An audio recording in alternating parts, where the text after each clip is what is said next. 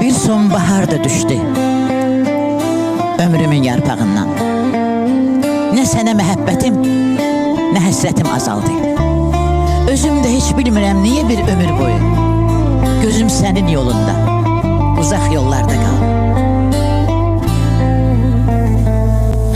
Qaranlıq çəkəndə düşər ürəyin ağrılara, eşqim nə bərəqə sığmaz nə də ki mahnılara. Bir gün yarğılayar ümidlərdə ürəyini, ürəkdə cavab gəlməz neyləsin bəxti qara. Gülüşünə aldandım, baxışlarına qərq oldum. Bir gün zəng elədim ki bağışla səhv oldu. Arzular məhv oldu, xəyallarda dəfn oldu. Bir gün xoşbəxtlik indi isə dərd oldun. Sən getdin, günəş batdı, qış gəldi, yaz olmadı. Gecələri xəyalınla yatdığım da az olmadı. Qəlbimə yazdım səni, bir daha silinmədin. Qəlbimə yazılan qız bəxtimə niyə yazılmadın? Eşqdən ölənlərə də bu günlərdə yazar deyilir. Nə bilim bir gün gedər, yolunu azar Leyli. Batıram günaha, mən səbəbkarı sən olmusan. Mən yenə iskiliyəm və yenə azan deyilir. Bir kocaman dağ olsan, səni vurub yıxardım. Ürəyimdən ən incə teli necə qopardım.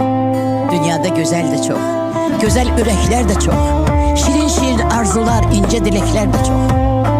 Bir sən oldun, könlümün yaxın dostu, həmdəmi.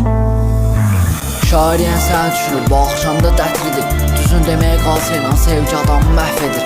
Daha gördüm görəcəyimi, düşünmürəm gələcəyimi. Hər axşamlar dərs şərabın içir gəzir, dünya verir bir dəfəlik məsləhətini. Sən də düşün, belə edirəm, belə verirəm vəsiyyətimi. Gözəl gözlü bu gün sənə haqqa halal eyləmədim. Budur mənim vəsiyyətim, budur mənim vəsiyyətim, haqqa halal eyləmədim. Qələm yazıb sənin adını qəlbimə sən başdan. Qismətimsə qara yazılıb, bəxtimsə ən başdan. Görəcəyi görürsənsə heç nə asılı deyil yaşdan. Nə olsun ki yaşamazdı, bütün sətri yaşamışam. Bir dəfədən ünsiyyətdə olmamışam mən sənlə. Yaxın gəlib adını belə sormamışam mən sənə. Biz sənlə tanışıq və həm də yadıq bu sevgidə. Qələmimsə düşündüyüm bil həmişə sənə yazır.